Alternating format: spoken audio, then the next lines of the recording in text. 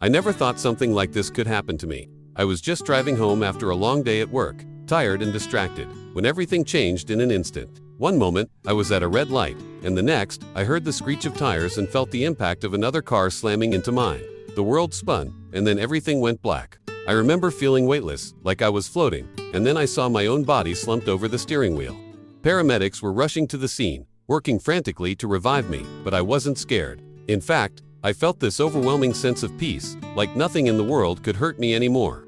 It was as if I was being pulled towards something light, warm, and inviting, drawing me in. As I moved closer to the light, I realized I wasn't alone. There, standing in front of me, was Jesus. I can't even describe the way he looked. His presence was so full of love and power that it took my breath away. He didn't say anything at first, but his eyes spoke volumes. It was like he knew everything about me, every thought, every mistake, and yet there was no judgment, only compassion. I felt this deep connection, like I was finally home. Then he reached out and took my hand, and that's when I saw it ate a mark on my palm, a faint M that I had never noticed before. Jesus told me, "This mark has always been there. It is a reminder that you are mine, created by my Father's hands." His words hit me like a wave, and I knew this moment was about more than just me. Jesus held my hand gently, and as he did, I felt this surge of understanding. He explained that the M on my palm was a symbol of God's creation and ownership over humanity. It was something every person carried, a hidden mark of divine love and purpose. But then his expression grew serious, and he said, "Another mark is coming, one not from my Father.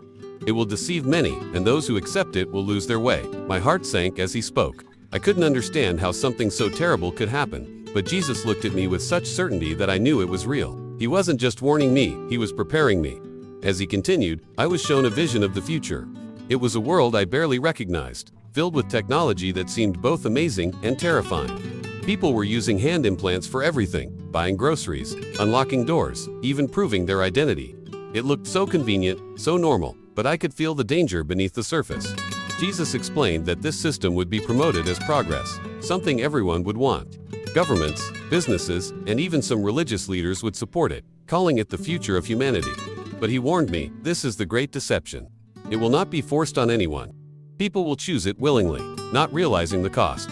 I felt a chill run through me as I realized how easy it would be to fall into this trap. In the vision, I saw two groups of people. The first group embraced the new system without hesitation. Their lives seemed easier, they had access to everything they needed, and they moved through the world with ease. But there was something missing in their eyes, an emptiness that they didn't even notice. The second group, though, was different. They refused the system, and because of that, they were cut off from society. They couldn't buy or sell, and they were treated like outcasts.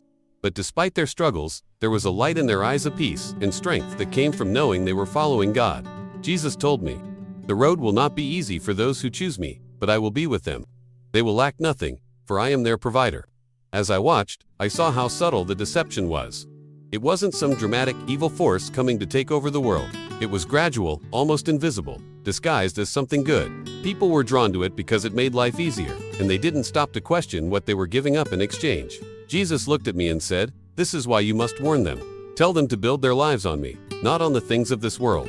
Tell them to read my word, to pray, and to surround themselves with others who will stand firm in the faith."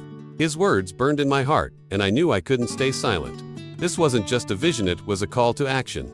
Jesus didn't just show me the future, he also gave me practical steps to prepare. He said, "Start now. Build your life on me, not on the systems of this world. Read my word every day, so you can recognize the lies when they come." He emphasized how important it was to know him personally, not just know about him. It wasn't about following rules or traditions, it was about having a real, living relationship with him. He also told me to surround myself with other believers who were serious about their faith. "You will need each other," he said. "The days ahead will test your faith, but you are not alone." Then he spoke about practical preparation.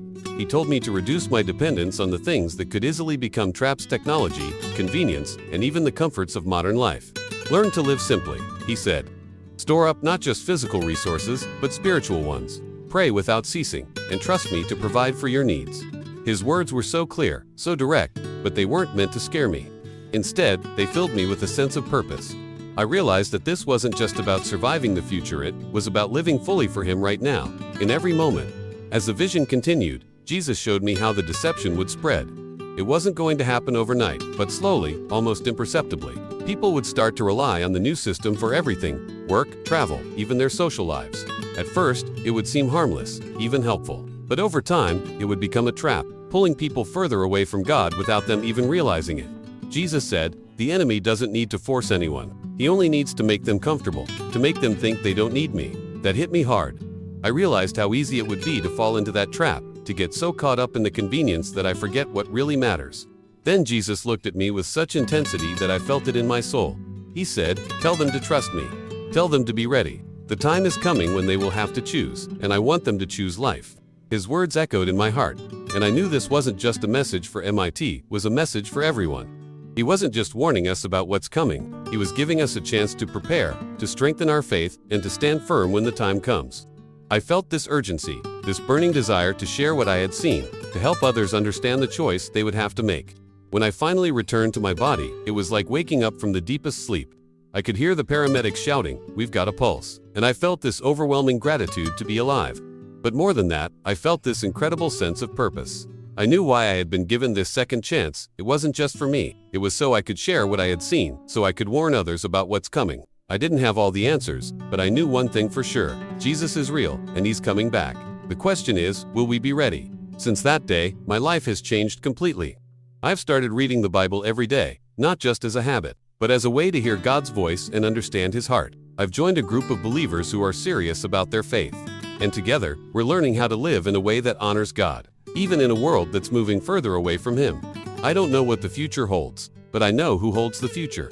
And I want to encourage you, don't wait until it's too late. Build your life on Jesus now, so when the time comes, you'll be ready to stand firm. As it says in Matthew 24:42, "Therefore keep watch, because you do not know on what day your Lord will come." Let's be ready, together.